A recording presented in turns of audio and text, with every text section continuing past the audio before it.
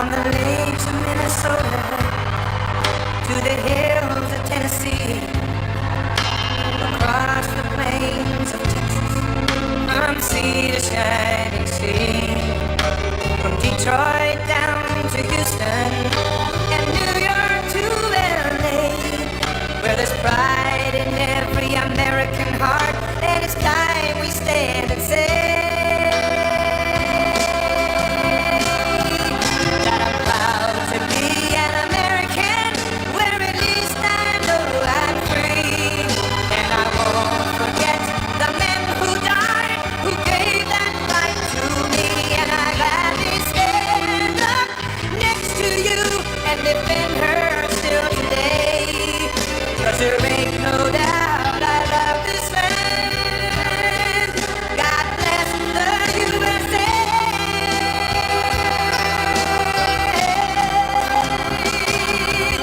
And I'm proud to be an American, where at least I know I'm free. And I won't forget the men who died, who gave that right to me. And I gladly stand up next to you and defend her still today, 'cause there ain't no doubt I love this land. God bless the USA.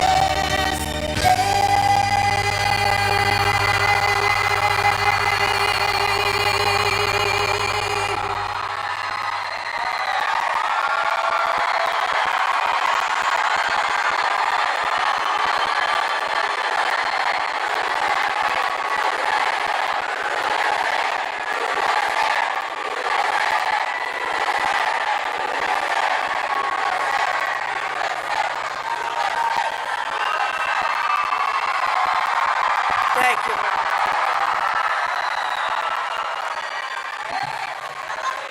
Hello, beautiful, beautiful North Carolina.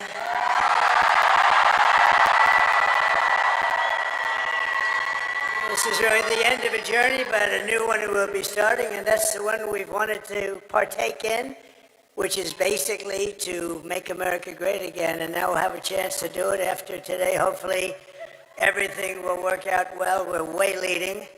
All we have to do is close it out. We have to close it out.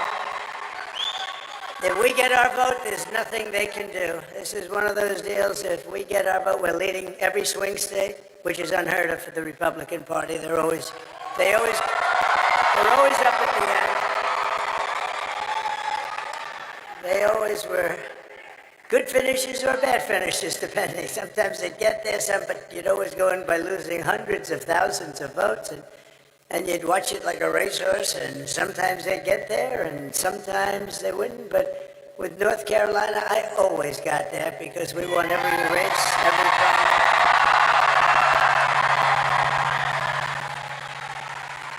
So essentially, they have an expression. I hate the expression, actually, but it's ours to lose. Does that make sense to you? It's ours to lose.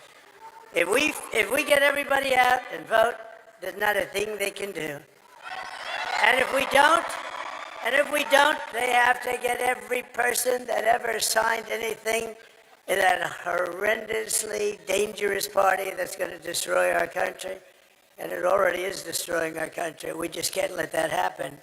We cannot let that happen. So here's my only purpose in even being here today. Get out and vote. You know that. I'm thrilled to be back in this beautiful state with thousands of proud, hardworking American patriots. That's what you are. You're patriots. You built this country. You built this country. But I'd like to begin by asking a very simple question. Are you better off now than you were 4 years ago?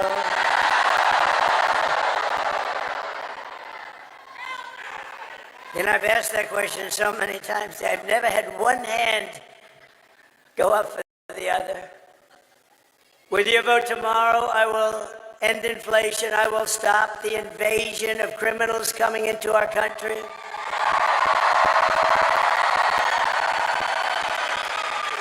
Which I happen to think is the absolute worst thing that has ever happened to our country. I've never seen it. They're putting in murderers, releasing all of their prisoners from jails all over the world, not South America, all over the world, into our country. I think it's the worst thing. You know, in the polling, when I see the polling, I see that inflation and the economy are number one, which is sort of standard. But I really would like to put that, because we're going to close up that border so fast. We're going to get those people out of here. And she's not going to do it. She couldn't do it if she wanted to. She wouldn't know what to do. They have open borders, and you know what? If things went bad today, you would have, and tomorrow, you would have open borders the first day of that, and they have 21 million people that they let into our country. Many of these people are murderers. Think of it, 13,099 are murderers. The big drug lords, the prison population from countries all over the world. And if I ran a country, I'd say, get my prisons, open borders, they just walk in. No vetting, think of it, no vetting. We have no idea who they are. You're not allowed to ask. You're not allowed to ask. They just walk right into our country. And they kill people. You have murders. So you have 13,099 murders. Many of them have killed far more than one person. Bad things are going to happen. And you have terrorists at levels that we've never seen before. We had terrorists down the lowest we've ever. I had, in 2019, and this isn't done by me, this is done by Border Patrol, which, by the way, endorsed me. They gave me a great endorsement. They said, he's the greatest president ever. He's the greatest president. The head guy, Floyd Paul, was great. He made a beautiful speech, but he said, he's the greatest president our country has ever had. I said, does that include Lincoln, Washington, and a couple of others? But it's very nice. But they gave me the strongest endorsement. And I have to say this, in the same little speech, they said she's the worst thing to ever happen to our country. And it's very hard for them to say that. She never made one phone call in 4 years to the Border Patrol. How are we doing? I used to drive them crazy. They probably said, oh, no, it's the president again. Yes, we're fighting our president. Yes. I used to drive them nuts. When I had nothing to do, I said, call the Border Patrol. And we got, just drop that chart, please. That chart, my all-time favorite chart.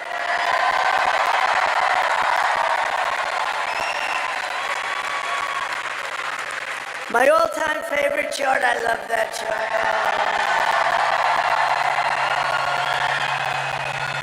I sleep with that chart, I kiss it every night before I go. Because I wouldn't be here if it weren't for the chart. If you take a look at the arrow on the bottom, that was the day I left office. That was the lowest illegal immigration we ever had, and I kept it pretty good. And then you take a look, and we had Mexico pay for their soldiers. They didn't want to pay for their soldiers. I said, you have to give us soldiers while we build the wall. And they paid so much money to us, and they said, we're not going to do that. They actually laughed at me when I suggested it, and I said, here's what I'm going to do. I'm going to put a tariff of 100% on all your cars and everything that comes into the United States. They said, you know what they said? Sir, we would be greatly honored to let you have our soldiers free of charge. Thousands. How many would you need, sir? I said, as many as it takes. And they were great. They made a big contribution to our security, let me tell you. But they got to stop with, now we're talking Turkey. One of the first calls I'm going to make is to Mexico. You stop letting people come in through our border and come in through your southern border, and you stop it.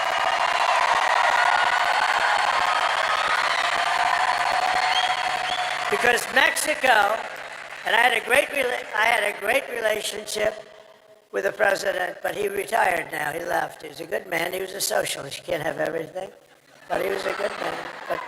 But they paid a fortune for the soldiers along the border. We were able to have great numbers. Well, built 571 miles of wall. I was going to add 200 more. By the way, far more than I said. I was talking about 200, 250. We built 571, and nobody talks about it. And you know what I did? Because we had a Congress that was not behaving. I said, I don't care. This is an invasion of our country. I'm taking it out of the military. And I took it out of the military because I gave them $725 billion. I said, congratulations, fellas. I'm taking out 10. What is it for, sir? It's called a wall because we're being invaded by Mexico.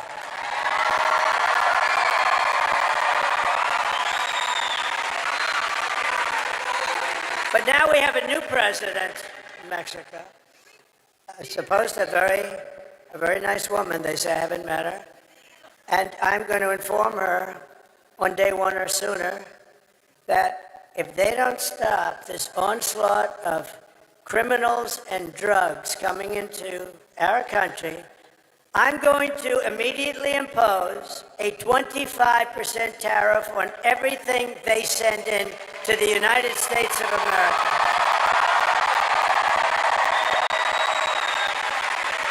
And the reason I delayed that is you're the first ones I've told it to. Congratulations, North Carolina.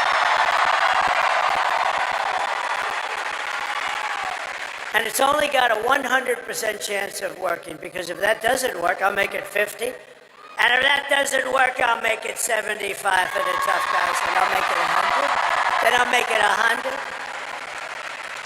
And at some point, they'll have so many soldiers on their southern border. You know, their southern border is where they come in. They come right through. And by the way, it has a 100% chance of working. It's only a question. I'll start off at 25%. That's a lot. Do you know Mexico's our #1 trading partner? Do you know what that costs? They make a fortune. They've taken over our country in a way since this Biden-Harris people. They became our #1 trading partner, and they're ripping us off left and right. It's ridiculous. They're not going to rip us off. They wanted $3 billion to meet with Biden. They wouldn't have said that with me. I would have said, oh, really? You want $3 billion to meet? I'd do the opposite. If you don't give us $3 billion, I'll impose the biggest frickin' tax.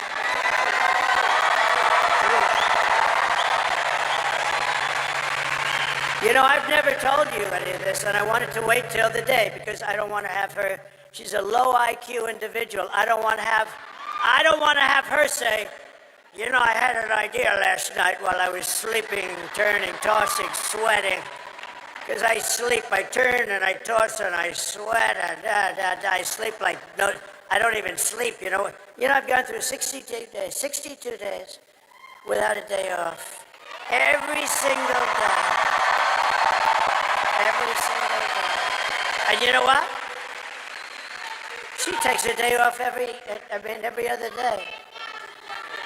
Last week, she makes a terrible little, she has these press conferences that last for about 2 minutes, and then she takes the day off. You know, when you're running for the president of the United States and you want to do it because you have to fix the country, that's the way I'm doing. Otherwise, I wouldn't do it. I could be at the most gorgeous beaches in the world right now. But I'd much rather be with you people because you people I like you people better. I'd much rather be with you. No, I would. No, and we're doing something historic. You know what we're doing? This has never been done before. They'll never have rallies like this. You know, we went to Milwaukee the other night, and we're doing great in Wisconsin, by the way. We could have filled that arena. What do they have? 28,000 seats, including the floor, fully packed.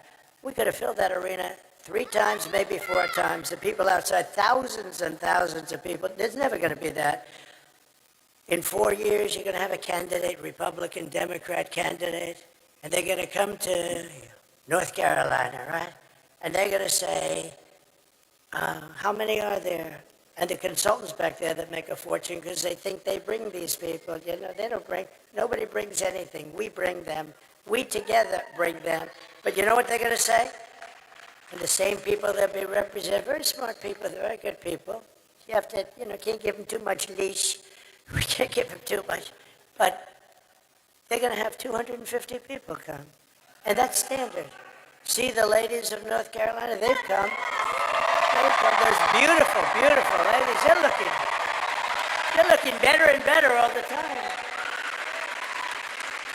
These beautiful ladies, and I think they're very well to do. I mean, they're always so beautiful, beautifully coiffed. Look at that. They're just, but here's what I love. They're great Americans. They love our country. They love North Carolina. They come from Isn't it nice where you can sort of be closer? They'll travel to California. If I went to Hawaii, they'd be in Hawaii. I think they're loaded. You want to know the truth? I think the husbands. The reason I never see their husbands is because they're working like hell. Because these wives are traveling all over the place. 257, they've been at 257 rallies. And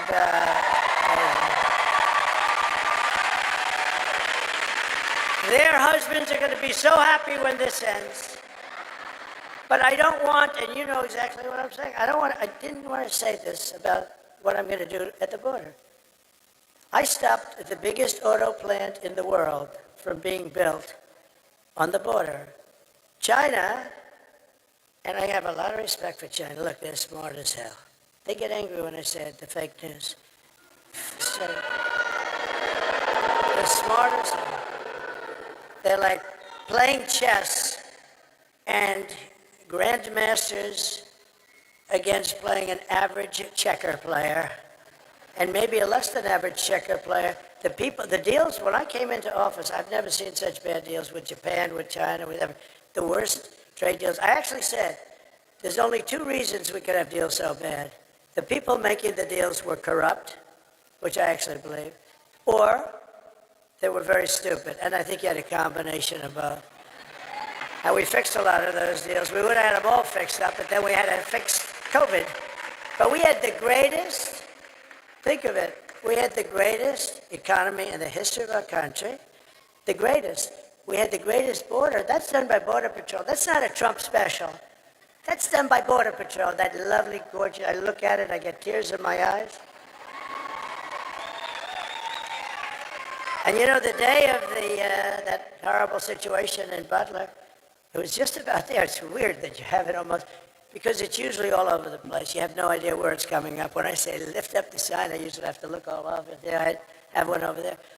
But that graph is so meaningful because but even if the numbers were bad, I would still kiss it just equally. But those are the best numbers in the history of the border. And then look, it was like an Elon Musk rocket ship went up. They announced they were going to open the borders. I thought they were kidding. I built 200 miles of rail. And this is what Border Patrol wanted. I wanted to have concrete plank like in a parking lot, straight up and down the air, but you wouldn't get vision. And concrete is not as strong in terms of steel. They have very strong specifications. They wanted to have steel, hardened steel, very hard to cut. Then they wanted to have very powerful, high number concrete, so very hard concrete. And then they wanted to have rebar at the highest level of steel strength in the middle, because it's very hard to cut. It's like, it can be done if you're really good, but it's very hard. And then they wanted to have a anti-climb panel on top. I hate it. I hate the anti-climb. I said, I don't like it. It's so beautiful without that damn panel. I said, don't make me do that, sir. It's an anti-climb panel, and it's called that for a reason. And we actually had testers. We had two guys that climbed Mount Everest. I said they should qualify. But you know who the best were? We had drug runners.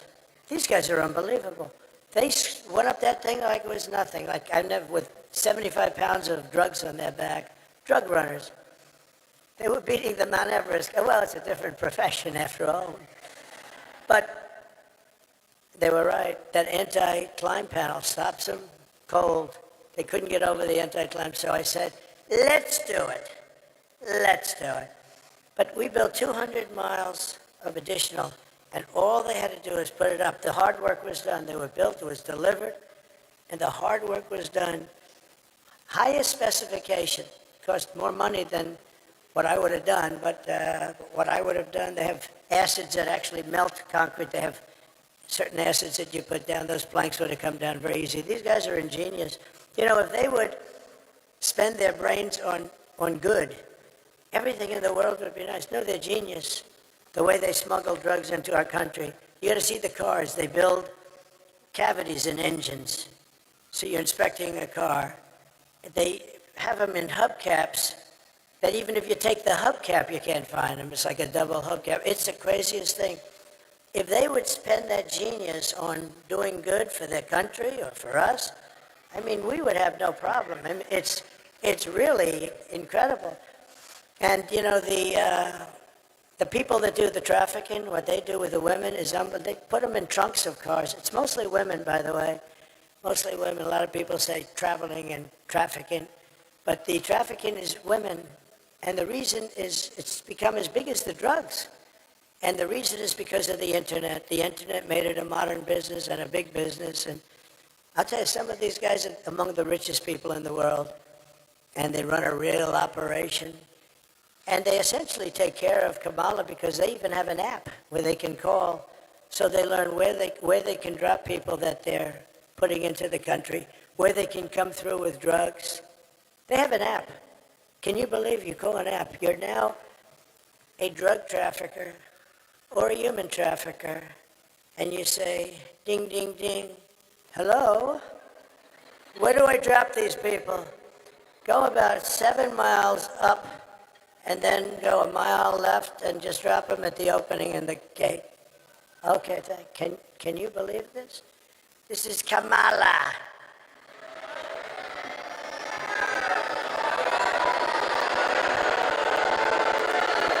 So all that stuff ends very quickly. We'll get that thing built. But they could have put up 200 miles. Oh, you know what they did with that expensive stuff? And that's expensive. They had it laying in the sand, laying in the mud. It was all there to be put up. All they had to do is flip it up. It goes like, they put it up real fast. 3 weeks. The whole thing, we would have had 750 miles of wall. Think of it. And boy, walls work. Walls work and wheels work. You know, they never get obsolete, right? The computers, in about 2 minutes, are obsolete. And, but we have the best computer guy there is, right? We have Elon. And he loves it. And you know where Elon is right now? Elon is right now. He's in Pennsylvania campaigning because he thinks it's the single most important thing he's ever worked on. Elon Musk, and we want to thank him. He's an amazing guy. When I saw that rocket came down, when I saw that sucker come down, 22 stories, by the way. You know, people think it's like 5 feet high. It's 22 stories. That sucker's coming down, and it's those engines were blowing. And he says it's all computers. You know, it's true. That thing. I said, oh man, it's going to crash. No, dude, it's going right into the gantry. Right? It's going to crash. And then the engines, the fire starts blowing. The bottom left, the whole bottom left is blowing, and it just pushed it up. And then it came down, and those two big arms, you saw the arms? They grabbed that thing like you grab your beautiful baby. See, I'd gotten much better. Years ago, I would have said something else, but I've learned. You have to learn. I would have been a little bit more risque. Like you grab your child, and put it in place, and I called Elon, I said, was that you? Yes. He said, that's genius. He said, yeah, there was a lot of brain power went into that. I said, why do you do that? He said, well, we don't want to drop a ship in the ocean every time it goes, and you have to start all over. Those things cost billions of dollars. He said, this way we save them. I said, can Russia do that? No. Will they be able to? No, not for a long time. What about China? No. You know, we opened up Space Command. We did the whole thing. If we didn't do that, we'd be way, way behind. Space Force. You know, Space Force. We got one of the many. We did so many things with the tax cuts, the regulation cuts, the right to try for those people that are terminally ill. You get the right to try our medicines here instead of going to Asia and Europe. Or if you have no money going home, which is about 99% have no money and they go home. But the few people that have the kind of money you need for that go to Europe, that go to Asia. And we have the best labs in the world. And nobody ever talks about it. They tried to get it for 50 years. I got it done, passed through Congress. You think anything's easy to get passed through those guys? It's not easy. But we did so many things, and we've saved thousands and thousands of lives. It's worked out unbelievably. And you know, nobody wanted it. The scientists didn't want it because they're terminally ill. They don't want to start from a terminally ill person. Looks bad on the records. They didn't want record sheets. The insurance companies hated it. It was very, very, I got everybody into a room. Our country hated it because our country will get sued. When somebody's terminally ill, they die and they sue the country. I said, you can't do that. I got everybody in the room, and I signed an agreement. Everybody agreed that we're going to work beautifully with people that are terminally ill, but they're not going to be allowed to sue anybody. If they die, they die, and if they live, it's going to be the greatest. We have saved thousands of people. Nobody ever talks about it, you know. Nobody ever talks about thousands and thousands.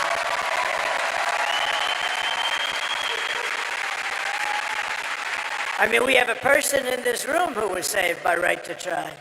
We're a space-age drug. They're doing things, but it takes a long time to get them approved, although I cut it in half. I cut that time in half.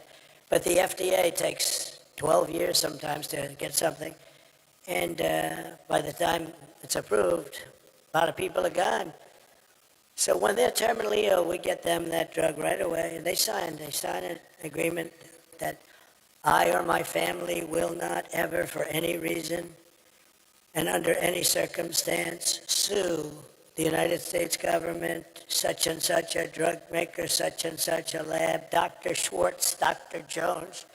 We will not sue anybody. We just want to get better. That's all it says. Pretty good, right? That's pretty good for only a semi-non-lawyer. But that's essentially what it says.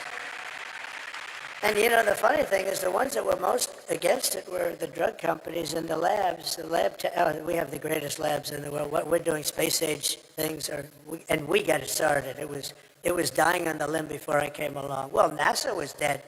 When I came along, all you're seeing with the space, and NASA was dead. NASA had grass growing out of its runways. They had, every time there was a crack, you had grass. This place was dead. Now it's the most vibrant center anywhere in the world. All of their centers, it's vibrant, and Elon brought it back, and the people at NASA are doing a great job. They're all working together. But we brought it back. And ultimately, we want to go to Mars and all, but what I want it for is defense. And Russia and China were killing us in space, and space is so important. It's going to end up being, maybe, I don't want to say more important than the Marines, because they'll never speak to me again, but I'll tell you what, it is going to be right up there in terms of importance. It's important. If we didn't have it, we were being lapped by China. They have stuff up there. And Russia, even though they're a little bit busy killing a lot of people, a war that would have never taken place. Zero chance. I'd speak to Vladimir Putin a lot. It was the apple of his eye. Don't do it. Don't do it. I mean, I closed up his pipeline. It was dead. Nord Stream 2. Biden came in and he allowed it to go. But he closed up the Keystone XL pipeline, our pipeline. Think of that. I said, no, Joe, you got it wrong.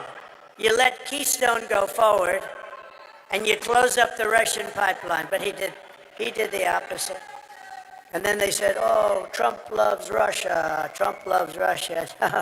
It's the biggest project they've ever had. I closed it up. Then he came in. The first day he was there, he let him build it. So what is that? Oh, that sounds so cute. I love dogs. I love dogs.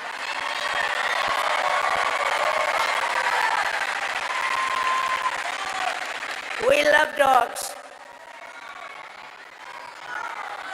You know, Lara Trump, by the way, you happen to know she's married to my son, and she's the vice chairman along with Michael. They're doing an incredible job. But she would come into the office, and she loves dogs and pets, and she would get me to do things for doggies that you wouldn't believe. Dad, we have to make the cages larger. We have to provide air conditioning. Can you believe it? I didn't know too much about it, but you understand what I'm saying? In these kennels where they're obviously not treated too good. I said, so do we have to give them a steam bath? Or do I? No, she was very, very strong, and I listened to her when she talks, I listen. But Laura was so incredible. As you know, she was born in North Carolina, lived here her whole life.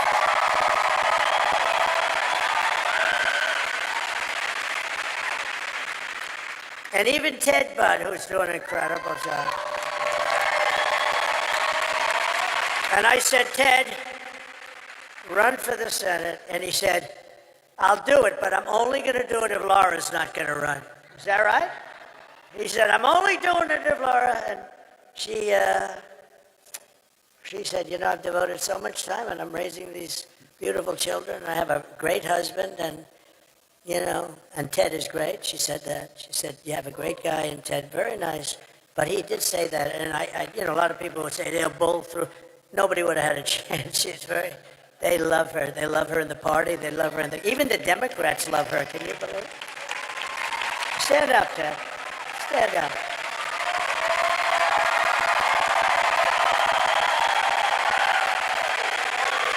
And he's doing a great job.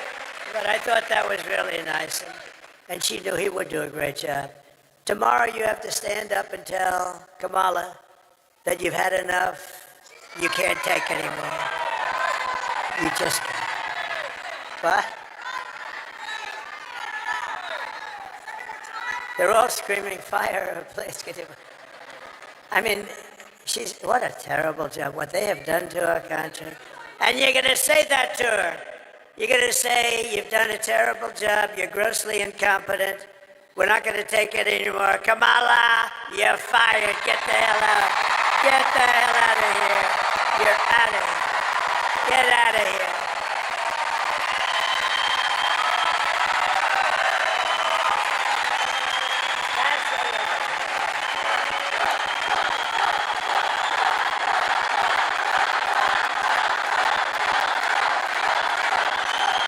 Thank you very much.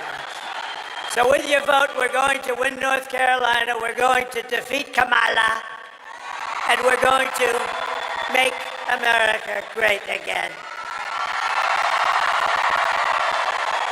I hope you don't mind that entire opening, I was going to get out of here fast. I'm doing 4 of these things today. They're big. And the voice is holding up just about barely.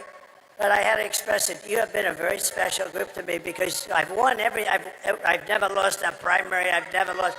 In North Carolina, I've won everything. I won those elections. I've made all these friends.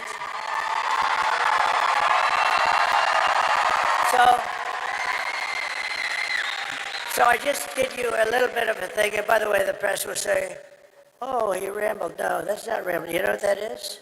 That was genius. That's the weave. No, see, I wove, frankly, the rest of it I don't really even have to talk about. But that was the ultimate weave. And think of it. Isn't it nice that you can have a president that doesn't need to use a teleprompter?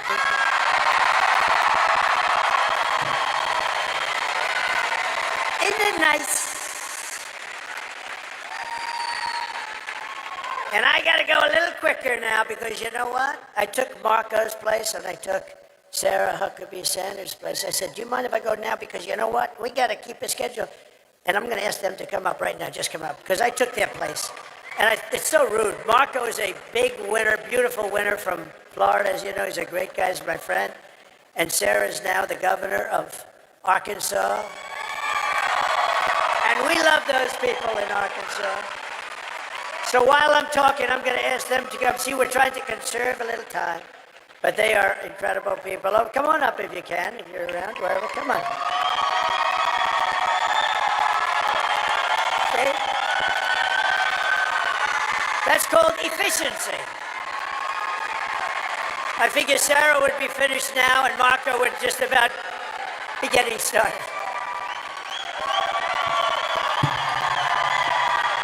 Two great friends, two very talented. No, but I figured Sarah would just about now be finishing, and Marco would be starting. And he's a great speaker. They're both great speakers. They speak for a long time. And I'd be sitting in the back and say, get them off the stage now. So they were so nice. And I'm going to just ask them to each say a little bit. And we're then going to make our next stop. Come on. Thank you, sir. Good morning. It is an honor to share the stage with America's best and favorite president. And soon to be our next president again. We know we've never had a president who fights more, who fights harder, and loves this country the way that Donald J. Trump does, and that's why we need him back in the White House.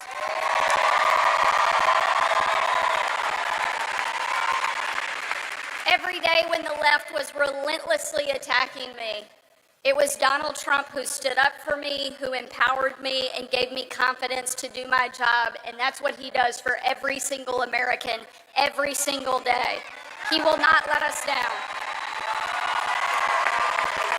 Make sure you get out and vote, North Carolina. We need you because America needs Donald Trump, and we're going to make it happen. Thank you so much for all you're doing.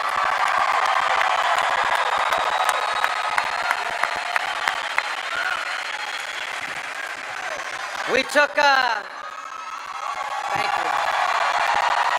Thank you. Thank you, wow.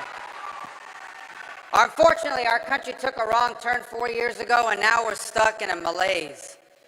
Everything is bad news. Our border is broken. We're not respected in the world. Hardworking men and women have been forgotten and left behind. Our allies don't trust us, and our enemies don't fear us. We are tired of living in a country that is no longer dreaming big, but that is going to change tomorrow, and you're going to help change it.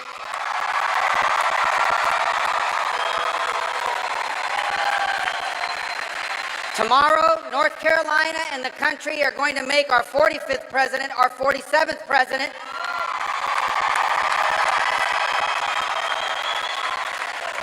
And with Donald Trump back in the White House together, we will dream big again for this country. We will be a country that once again is proud of its history, excited about its future, because together with Donald Trump, we are going to make America not just great, but greater than it has ever been before. Thanks.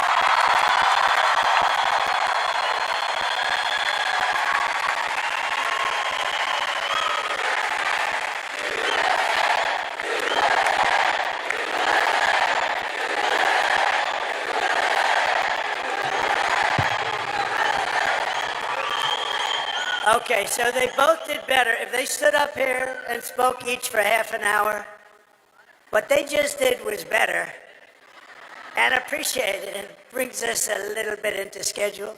You know, one thing Marco was talking, and I said, you got hit so hard by that hurricane, and we didn't care about what we're doing today. We only cared about saving lives, and we did a good job. FEMA did a horrible job. The administration, they're still not there. You know why? Because they've spent all their money on bringing in murderers and a lot of people. They spent all their money on bringing in illegal migrants. They've also taken a lot of your jobs, especially jobs from the black population.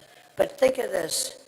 When I started having to think about North Carolina a little bit in terms of a thing called the election, I said to our people back there, who've been fantastic, Chris, Susie, everybody, I said, you know, we got a problem because North Carolina is reliable for me. I mean, I've never lost there. Never lost. And I don't think we're going to start now. I don't think.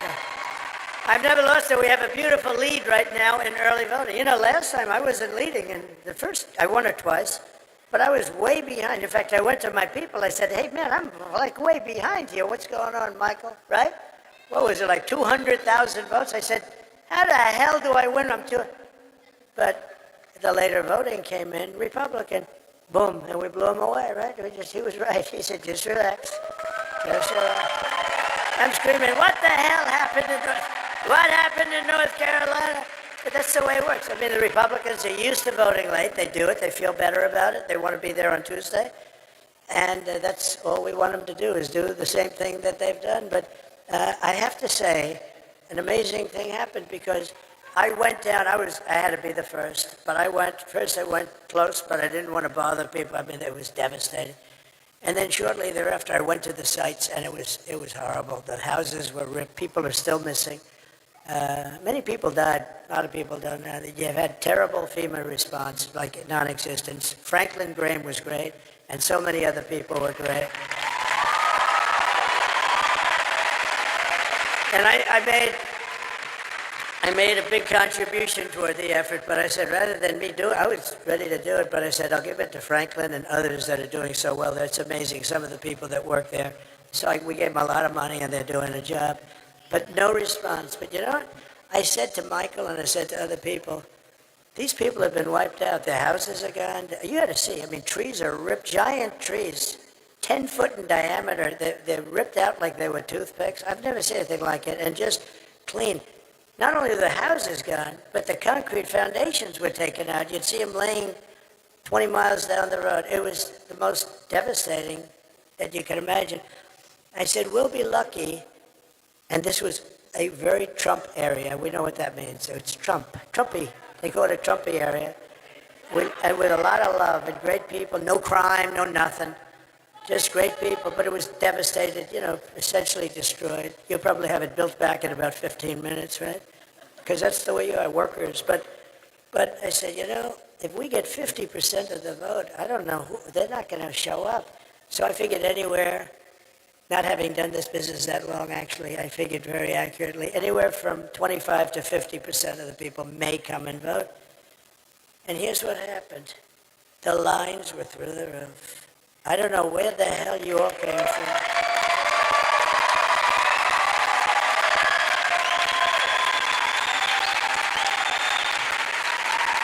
We had a man and woman standing in line, good-looking couple, but the man's shirt had mud on it, and the woman, it was cloaked. It was, I said, man, look at this. And they're standing in line, getting ready to vote, and it was a long line, too.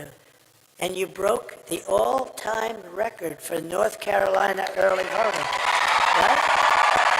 I've never seen anything. I've never seen it. So we love you. Look, this is why our country's great, and it's people like you. It's really, really amazing. Over the past 4 years, Kamala has orchestrated the most egregious betrayal that any leader in American history has ever inflicted upon its people.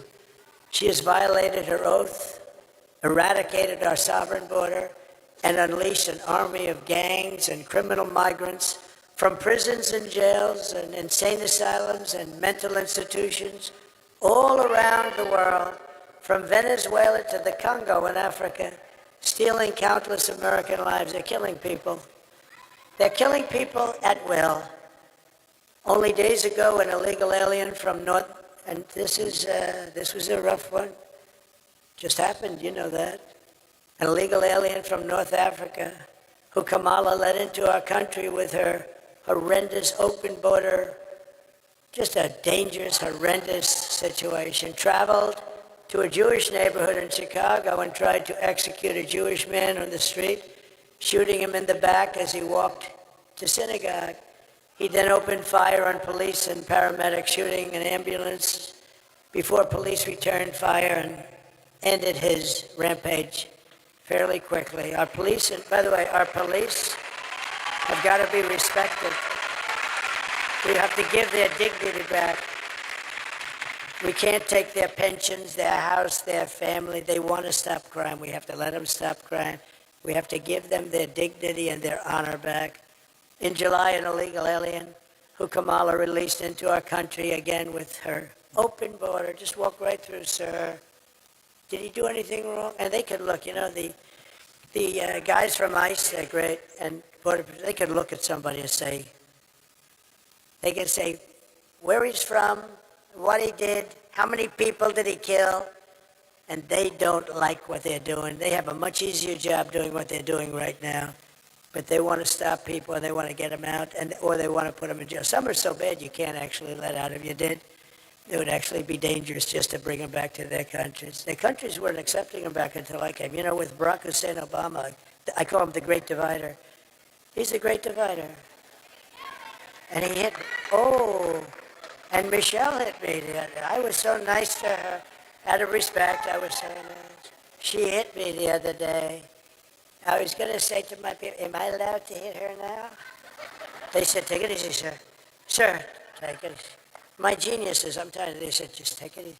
Well, what do you mean? She said bad about me. I can't hit back. Sir, you're winning. Just relax. Is that good advice? Is that good or bad advice? I think it's neutral. You know what the response is there? It's like, nah. What do the ladies from North Carolina think about hit back or just relax? Huh? Oh, they say hit back. You say hit back. I'd actually love to hit back, but we'll hold it a little while. We'll hold it. I'd love to hit back, but Oh, no, no, she took some shots at me the other day and said, whoa, whoa, whoa, what have we here? I'd never heard that before. I've always treated her very nicely.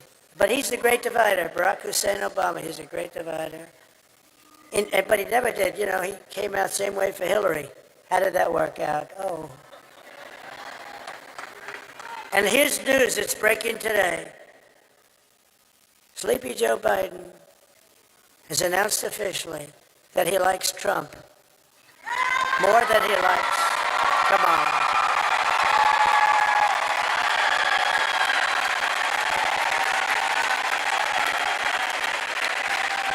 And he actually hates my guts, but he likes Trump more than he likes Kamala. Oh, he hates her. They walked into the office. He just got 14 million votes. He voted for me. That's one of the ladies from North Carolina. He voted for me. She said he voted for me. He probably did, Being interesting, they got to follow him in with a camera. Why not? They spied on my campaign, right?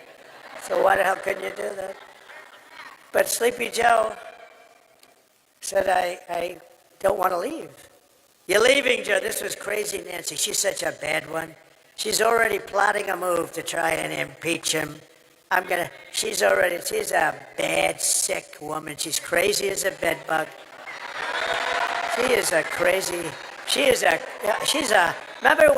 Remember she ripped up the paper behind me?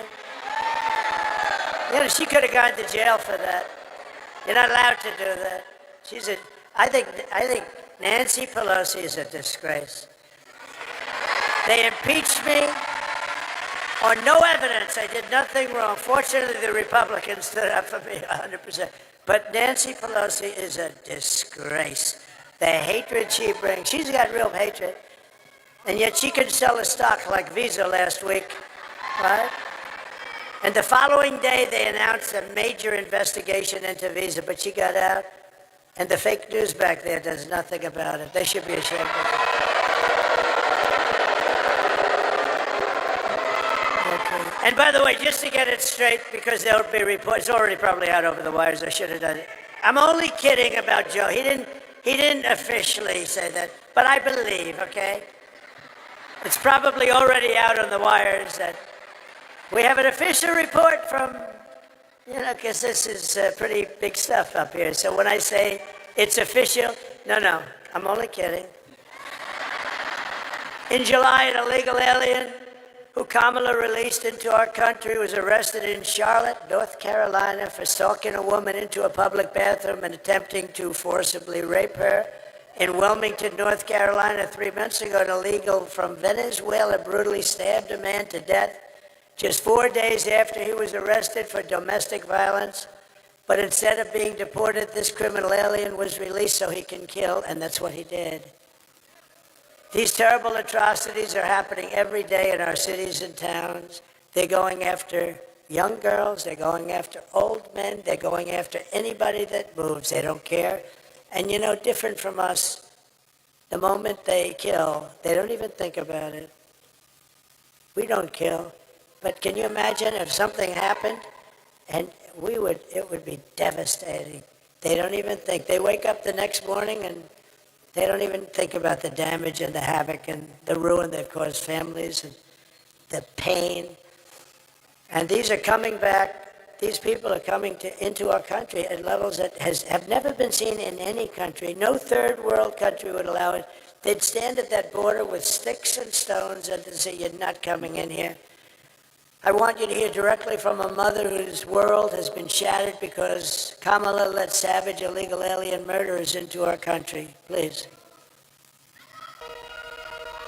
Sunday night, I asked her to not stay up super late because of her coming to work with me in the morning first to do her summer school. She said, okay. I told her good night and I love you. I went to bed, not realizing that that was going to be the last time I saw her. We're best friends. We're going to shake it again. I woke up to notice she wasn't in her bed. I'm in my heart trying not to lose my mind because I don't know where she is. I finally remembered her phone had a location on and her phone was pinging just 2 minutes down the road. right behind the skate park. I start driving to the direction the phone was being pinged at, and I see a couple cop cars with lights on. I see yellow tape, and immediately my heart drops and sinks to the bottom of my stomach. My daughter's hands and ankles were both bound. She was strangled to death, left with no pants. And I know in my heart, she fought incredibly hard. She was not going down without a fight.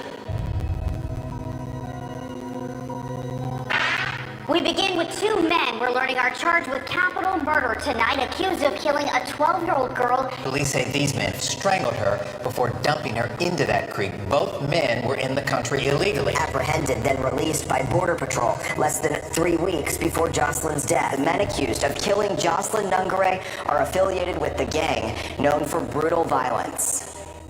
Kamala Harris was in charge of immigration and our borders. If we had better border policies and not open borders and not these catch and release policies, I truly believe this all could have been prevented.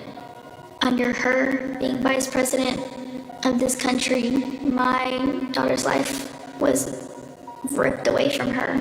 She had her entire life ahead of her. Happy birthday, dear Jocelyn. My daughter is 6 feet in the ground based off of policies that she allowed to keep. Kamala Harris did have one job, and she not only failed, not me, she failed my daughter, she failed Jocelyn. You know, she was only 12. President Trump reached out, gave me his sincerest condolences as not a former president, but just as a father, someone who cares. I believe Donald Trump needs to be back in office. I can at least know that my next child will be safe in this country.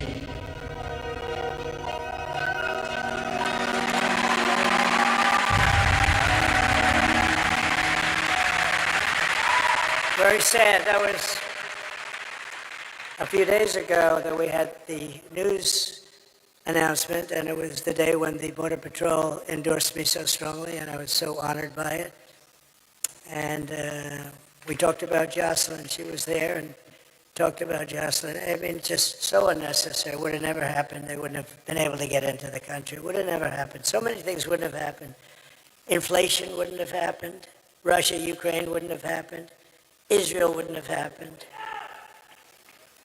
The October 7th Israel attack would have never happened. Those people would all be alive. Most of them are gone, I believe. I think that's part of the reason they're not wanting to negotiate so much. They said, oh, I can't believe it. They're probably, most of those hostages, sadly, I think they're possibly gone. Most of them are gone. And it would have never happened. That attack would have never happened. All those people would be alive. And the Afghanistan, the greatest embarrassment in the history of our country, I believe. They took the soldiers out first. You have to take the soldiers out last. It's very simple. Milley should have been fired. All those generals. Kelly should have been. Kelly was such a disaster. Some people are good. Some people are not good. Some people are stupid. But who would think that you take the soldiers out first? Mattis made big mistakes. But remember this about our military. We defeated ISIS. And I got you into no wars because we had great people. I had mostly great people.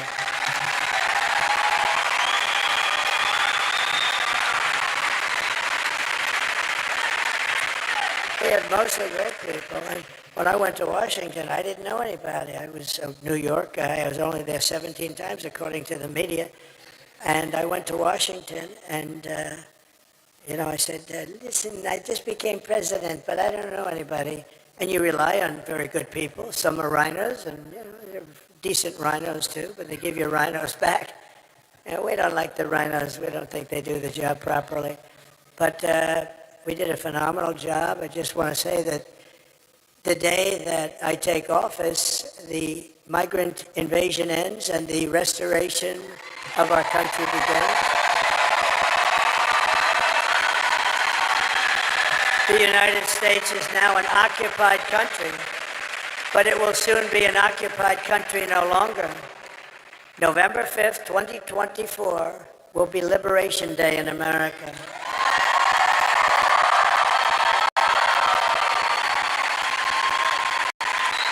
And on day one, I will launch the largest deportation of criminal program in American history.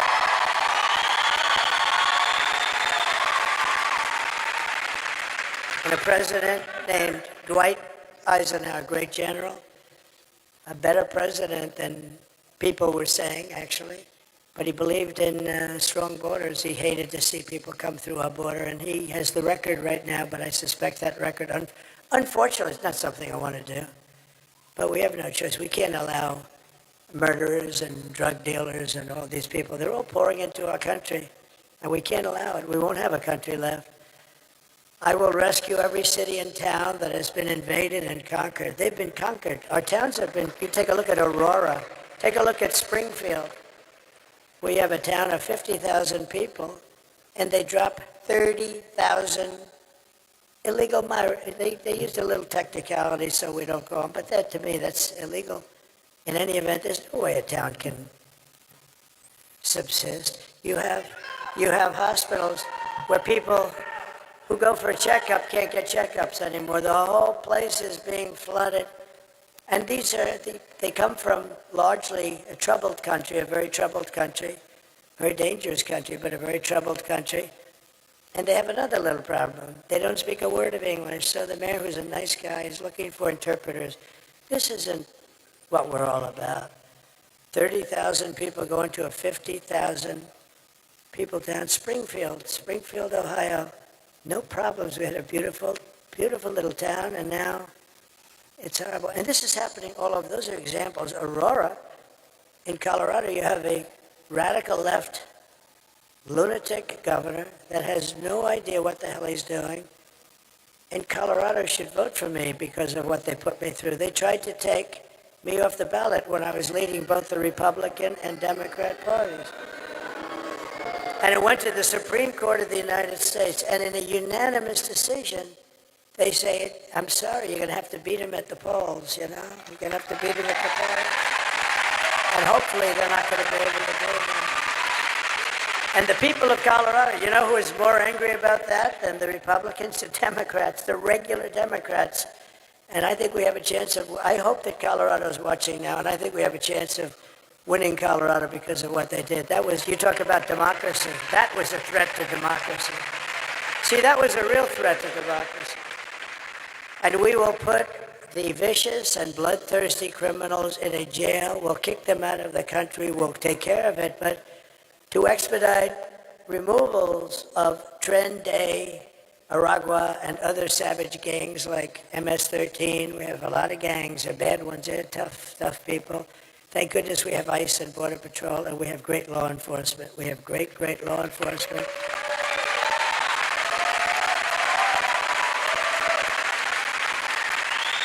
I will invoke the Alien Enemies Act of 1798 to target and dismantle every migrant criminal network operating on American soil. And if they come back into our country, it's an automatic 10 years in jail with no possibility of parole. And I'm hereby calling for the death penalty for any migrant that kills an American citizen or a law enforcement officer.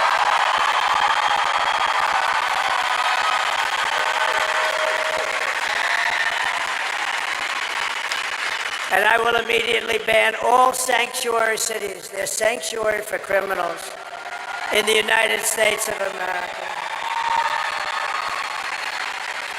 And to secure our border and working along with all of the things we're going to be doing, we are going to rescue our economy. 4 years of Kamala has delivered nothing but economic hell for our American workers. Her inflation disaster has made life unaffordable and cost families over $30,000 in higher prices. And just days ago, we had the worst jobs report in modern history. Do you know that? I looked up, I said, thank you. Thank you. because they tried to hold it. They tried not to put the report out. Kamala said, don't put that report, it'll cost me the election. But the problem is the fake news doesn't want to report on it.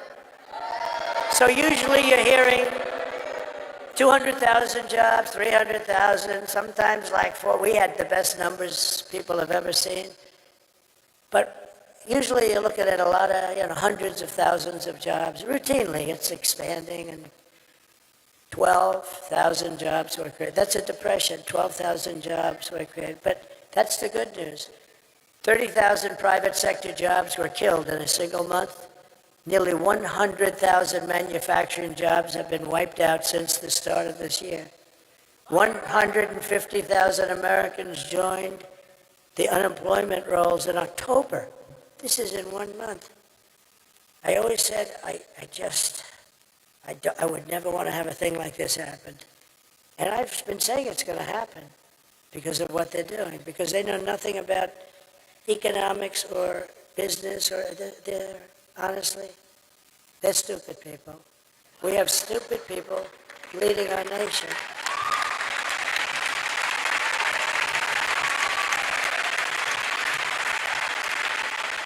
And nearly 250,000 people dropped out of the labor force. They dropped out because they couldn't get a job.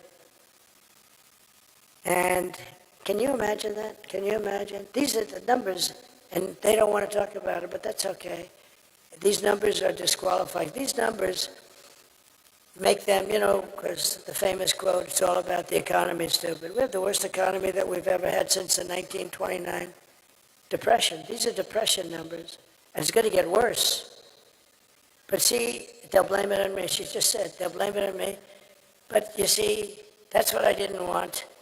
I didn't want to be sworn in and then have these numbers come then. I said, I hope it comes before I go into office. Otherwise, I'll get blamed. I didn't want to be a certain president.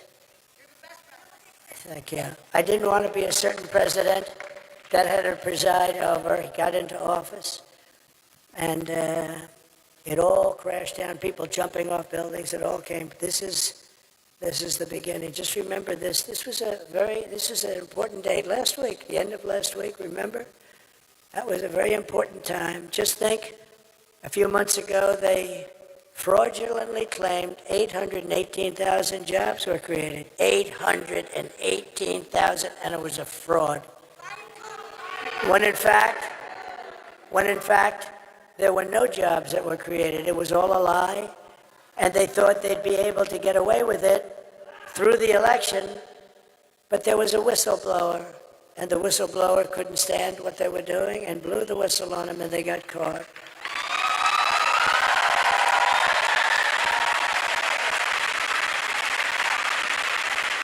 And now again, they've just revised past job reports because they had another whistleblower, so they had to do it. They wanted to wait till after the election again.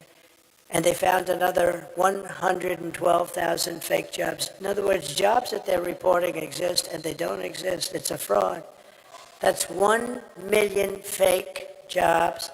Now, when you look at the numbers and you see those jobs, it didn't make it look great, not like our years. But you know what it made it look like? Pretty normal, pretty good. There was no story. Meanwhile, think of this. Meanwhile, 100% of net jobs created in the last year have gone to migrants. Can you imagine? Not to our population, migrants. But these are depression-type numbers, and that's where we're heading if she's elected. Under my leadership, we're quickly going to turn this economic nightmare into an economic miracle. You'll see. And we're going to make America wealthy again. And we will make America, very importantly, affordable again, because people cannot afford the prices. The prices are too high. We're just one day away from the best jobs and biggest paychecks and the brightest economic future that the world has ever seen. But you must go and vote, and Kamala talks about fixing the economy, but why doesn't she do it? She always goes, oh, yes, we're going to do this. We're going to give you tax hikes. You know what? She wants to raise people's taxes. That's how the Depression started, by the way. Herbert Hoover Herbert Hoover. He raised the interest rates and the taxes at the same time, and it just went boom. That's what she wants to do. She wants to increase your taxes. Interest rates are too high. They are too high. Kamala's plan will impose the largest tax hike in American history and raise taxes on the typical American family by $3,000. My plan will massively cut taxes for workers and small businesses, and we will have no tax on tips, no tax on overtime, and no tax on Social Security benefits.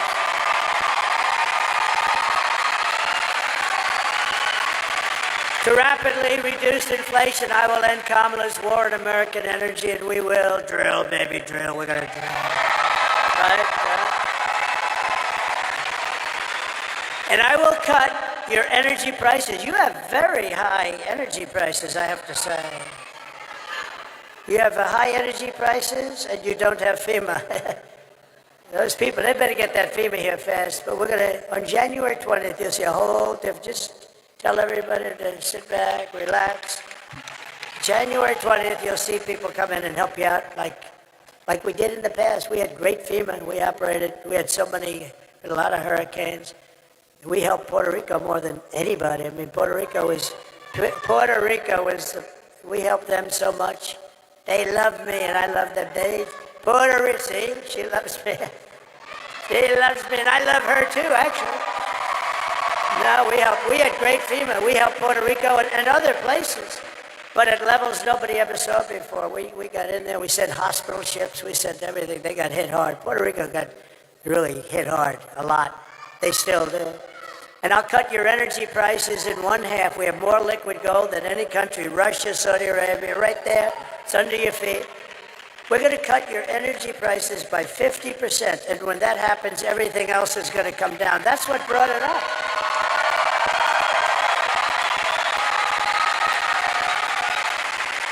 Now, before leaving, I just want to introduce some people that have just been great. Senator Ted Budd, you know, he's great. Congressman Dan Bishop, who's running for Attorney General, and he was a great congressman, and he'll be a great Attorney General. Candidates for Congress, Brad Knott and Alan Swain, they're terrific. Please. Good luck. I heard you're doing great.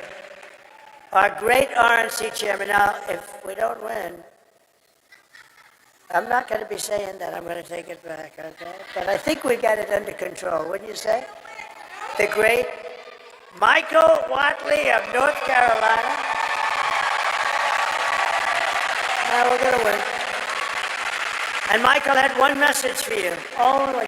We don't need your money. We don't need anything. Got plenty of money. We got plenty of everything. All we need is a very simple vote. Just go out and vote. And get your friends to vote, too. Bring them along, you know? And a man who I'm so proud of because he stepped into very big shoes, Michael's shoes, GOP Chair Jason Simmons. We're looking good? Thank you. These guys don't let us down. I mean, I took the man from North Carolina, I moved him to the top. That's a nice statement. When all those other things were falling off a cliff, right? Bing. Ballots have been found, but this guy had 603 lawyers, and we had him stymied. You don't think they would have done that here, too? But we have a good legal team now. We're watching them, and they're watching. They don't know what. I think they're very upset at what we've done. But Michael has really established some power to all we want. And we don't want any. We just want a fair election. That's all we want, you know. A friend of mine and former acting Attorney General Matt Whitaker. Thank you very much.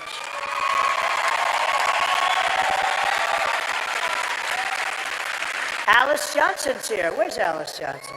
Oh, look at my beautiful. Somebody came in to see me. They said, there's a woman that's been in jail for 22 years, just approximately, but like around that number. A beautiful woman, a great woman. Everyone in prison loves her. She's like the person that everybody, she's a high quality. And how much longer does she have to stay? Another 28 years. She's been there for 22 years, the model prison, and people called me about it. I've been hearing about her. And what happened was amazing. I checked it out. I said, wow, that's a hell of a big sentence for doing what people do now when they don't even get fined, right? So she's in there for 22 years. So I got her out of prison. I said, I'm doing it.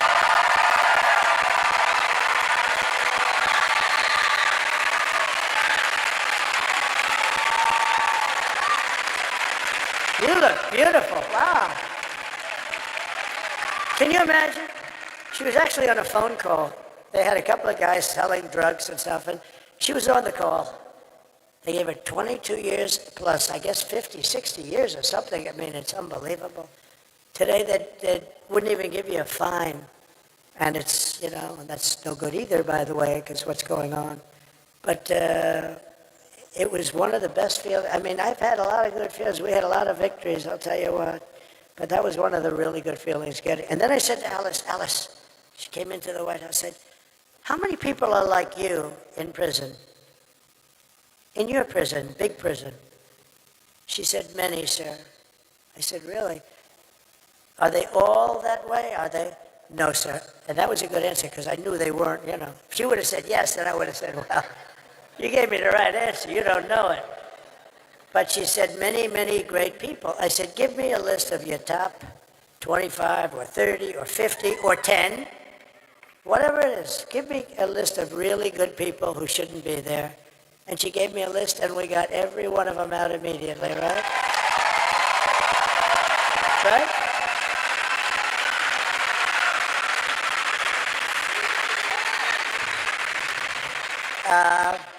Just a great woman. Thank you very much, John. I didn't know you were going to be here. That's very nice. She still likes me. Well, she's got to like me. What the hell? I mean, could you imagine if she were like some of these guys? Sometimes they'll endorse somebody and they won't be that. Can you imagine when, this would be a story.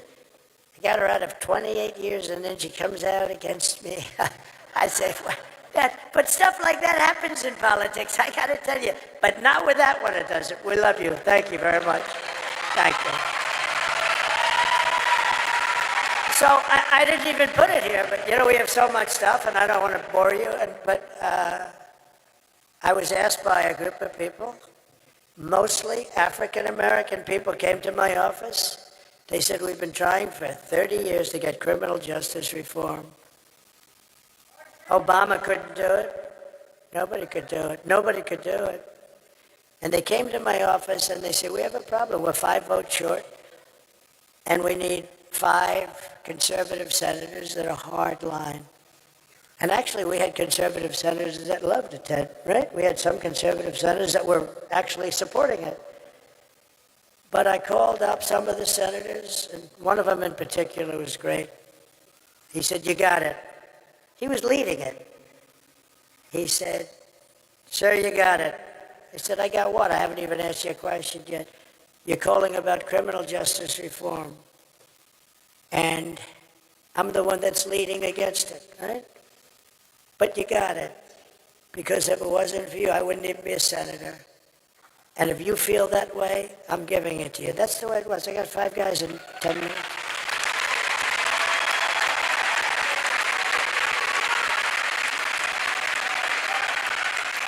And we got it done, and it was hard because I see this guy, I don't know who he is, but I see him on television. Sort of a lightweight, I think, not a very smart guy. But you know what? He came in, he was one of the people that came into the office. A black gentleman named Van Jones, right? Right? So he came in, and I was impressed with him. Good-looking guy. He was crying uncontrollably that it was going to fail again. And there were like 10 African-American people and a couple of others, but mostly African-American, and he was sitting right in front of me and weeping and saying and I really thought it was great because you know what, that's okay. I mean, he's trying to get people like Alice out, that's good. And there were no provisions for anything. It was really draconian. And what I did is I said, that's really nice. Look, I'm going to see if I can get this for you. I got it done in about 2 hours. and we had criminal justice reform, and they announced a news conference that night. Van Jones,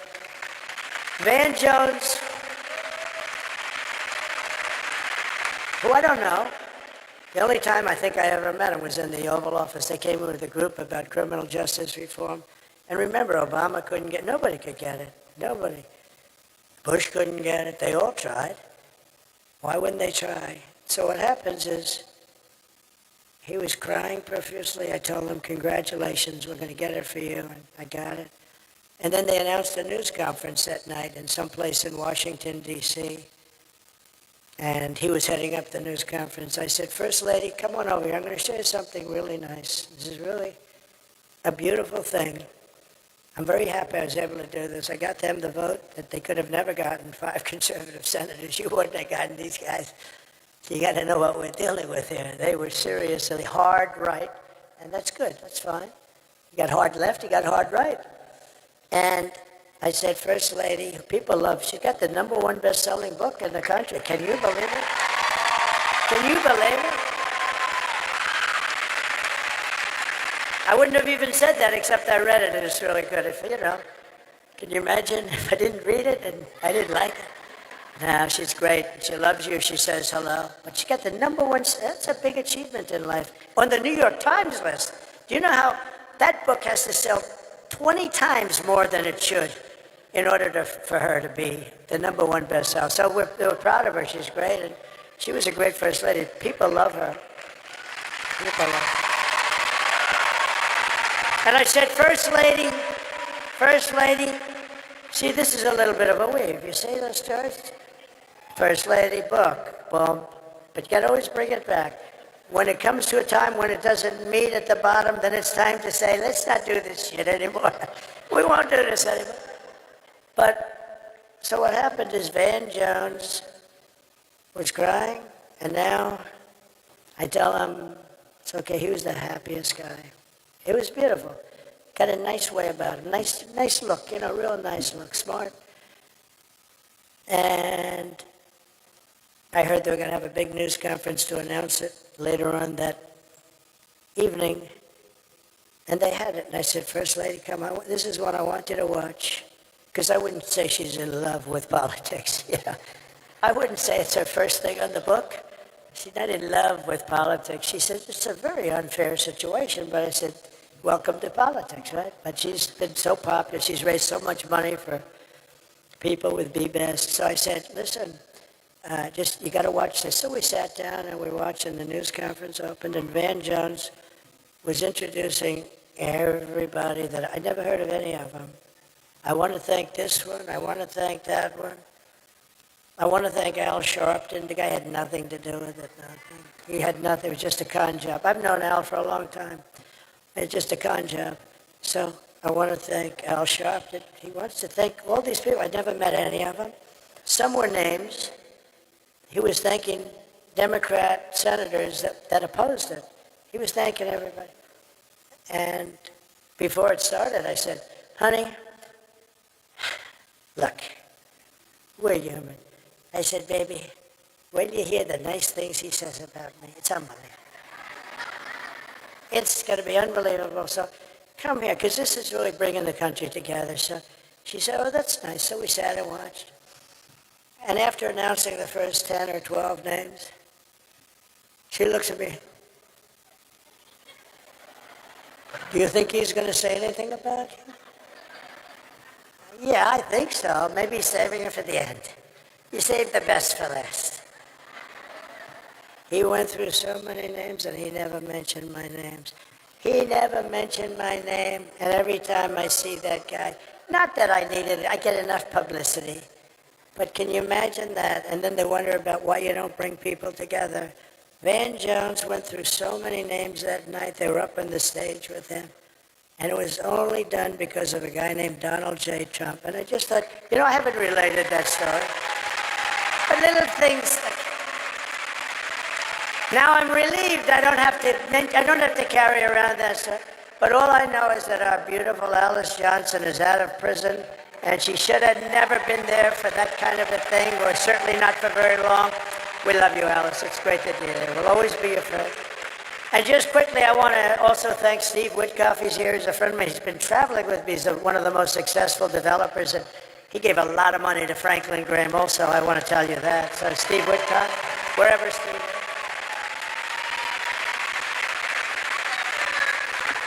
Thank you, Steve. And Howard Lutnick is, along with an unbelievable woman, Linda McMahon, they're heading up transition. And they're going to do a great job. He's got a great story. He's been a very successful person, but he had to rebuild his firm because of the attack on the World Trade Center. He lost his entire firm and then rebuilt it bigger, better, stronger, and he gave a big portion of the proceeds to the people that were killed. He lost the top 3 floors of the building. He was on his firm. Cantor Fitzgerald was on the top 3 floors of the World Trade Center. They were all gone, including his brother.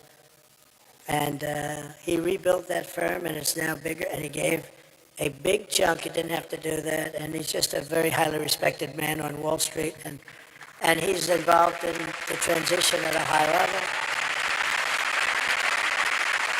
And I also would like to pay homage and Ed, because they're great people. They're great people. It's, we all like to brag about our kids, and sometimes maybe we shouldn't. And some people, you have your kids, you love your kids, but these are great children, they're not children anymore, but to me they'll always be children, right? They're your children. If they're 25 or 35 or 40, Don is not a child.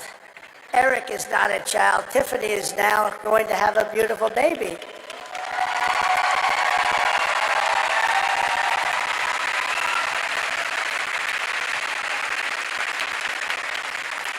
And I want to, Ivanka called me a little while ago. She sends her love to everybody. She's terrific. And I have a guy who's at home with the First Lady, and he's very smart. He got into a great college, and he's now in college. He's 18 years old, and he's doing great. And he gives me good advice. Dad, just take it easy now. You just take it easy, Dad, all right? You don't have to go too much here. He gives me good advice. He's very wise. And I also, Michael Boulos, who's fantastic. His family is fantastic. And that's it. So in conclusion, with your vote tomorrow, we're going to fire Kamala, we're going to save America, and we're going to cut your taxes, end inflation, slash your prices, raise your wages, and bring thousands of factories back to America and back to North Carolina. We will build American, we will buy American, we will hire American, and I will end the war in Ukraine. Should have never started. If I were president, would have never started. And in the Middle East, would have never started. Israel, all those people would be alive. And I will prevent, I promise, World War III. We're very close to World War III, in case you haven't noticed, that we have people that don't have, we have people representing us who don't have a clue. We will crush violent crime and give our police the support, protection, resources, and respect that they so dearly deserve. We will strengthen and modernize our military. We will build a missile defense shield over our country made in the USA. We will rebuild our cities, including our capital in Washington, D.C., making them safe, clean, and beautiful again. We will teach our children to love our country, to honor our history, and to always respect our great American flag. We will get critical race theory and transgender insanity the hell out of our schools. And we will keep men out of women's sports. I will defend religious liberty, I will restore free speech, and I will defend the right to keep and bear arms. After years of building up foreign nations, defending foreign borders, and protecting foreign lands, we are finally going to build up our nation, defend our borders, and protect our lands and citizens. And we will stop illegal immigration once and for all. And we want people to come into our country, but they have to come in legally, all right? We do want people. We will not be invaded. We will not be occupied. We will not be overrun. We will not be conquered. They are conquering. They are conquering large sections of our country. We're being conquered. Can you believe that? The only difference is they're not wearing military uniforms. We will be a free and proud nation once again. Everyone will prosper, every family will thrive, and every day will be filled with opportunity and hope and the American dream itself. But for that to happen, we must defeat Kamala and stop her radical left agenda with a landslide that is too big to rig.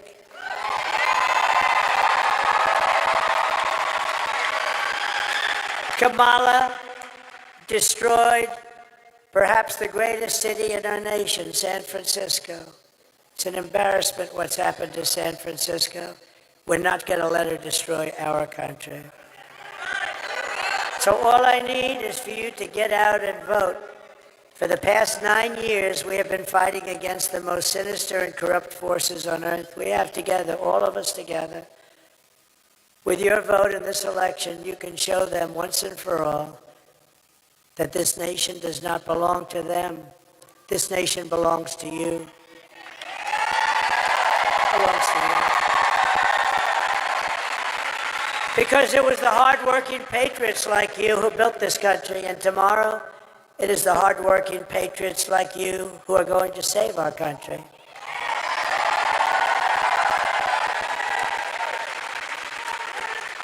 Think of this, I won't be doing this anymore with North Carolina, and I won't be doing this anymore with, after today, I'm just thinking as I'm going through this, that this will be our final moment, but the more exciting moment is going to begin. See, these moments of hundreds and hundreds of the most incredible rallies that any country, no country's ever seen anything like it. But these moments that we've had together, these really were just to create what we hopefully will create tomorrow, which is we're going to make America great again. We had to get there today. So we'll have many meetings, but we won't have rally meetings. We're going to have, maybe we'll rally in in our success. Because we're going to make our country so successful. And we did it. We had the greatest economy, best. You see the numbers, you see the charts. We did such a good job, but we'll do a much better job now because I know the people now. I know the good ones, the bad ones. I know the weak ones, the strong ones. I know the stupid ones. I know the smart ones. I know them all. After all we've been through together, we stand on the verge of the 4 greatest years in American history. With your help, we will restore America's promise and we will take back the nation that we all love so much. We are one people, one family, and one glorious nation under God. We will never give in, we will never give up, we will never back down, and we will never, ever surrender. Together, we will fight, fight, fight, and win, win, win.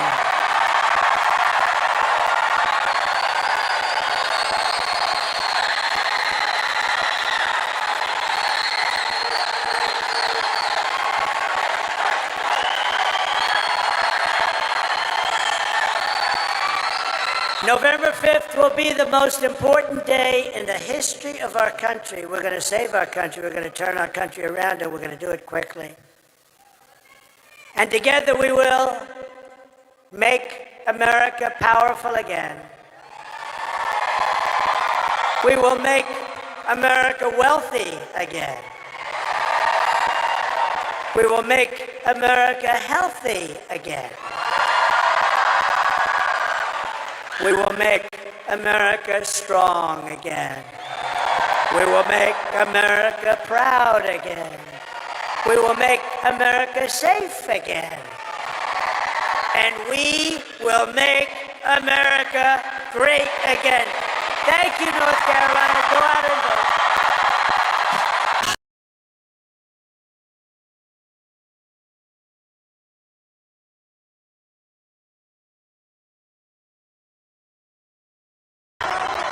Hello, everybody. How are you? Hi, darling. Hi. How are you? Thank you very much, everybody. This is an honor. And, you know, I walked in, the first question that I asked, should we change the name from Fort Liberty back to Fort Bragg? First question.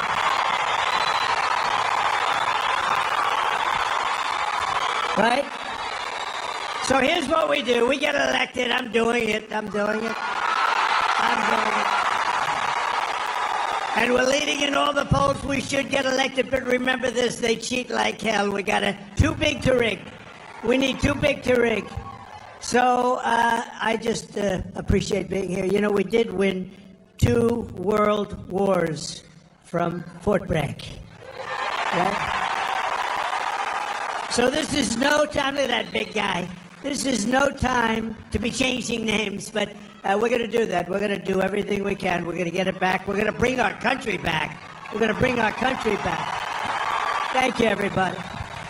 Let's have a little fun. Right? Okay? Good.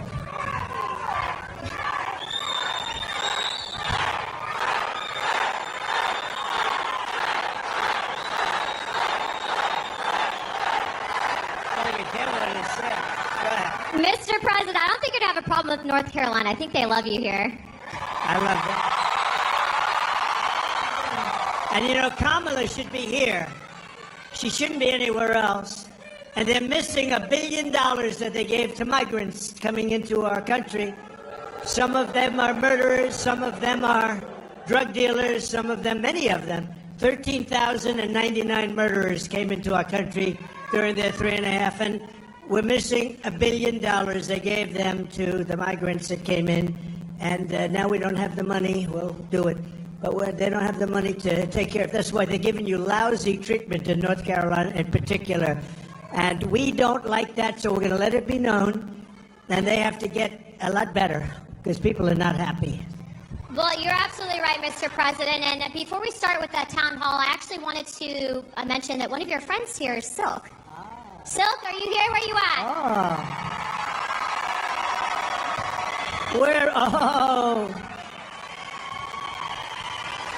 I'll tell you, she is my friend, too. And she is my friend.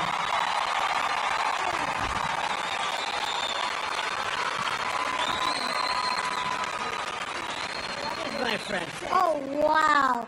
Hey, North Carolina. Real quick now. I want y'all to listen up. I'm a little ticked off. I just want you to know I'm a little ticked off, and I'm going to tell you why. $750.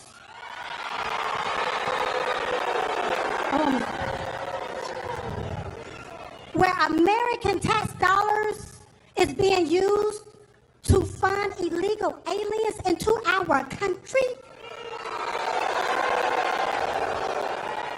And these illegal aliens didn't pay one dime or one red cent into our systems. And all Kamala Harris and Tampon Timmy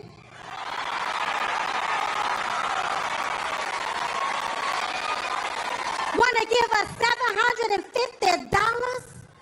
Listen, you all, we only have one choice. One choice. And that's President Donald J. Trump.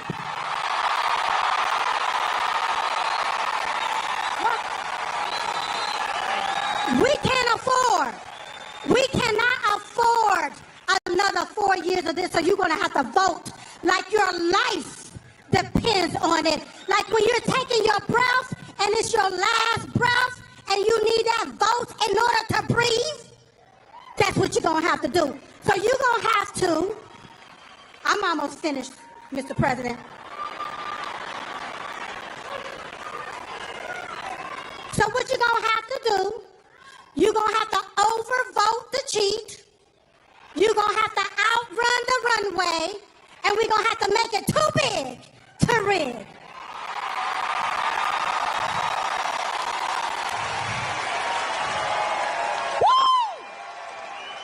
Now I can feel Diamond rising up in me.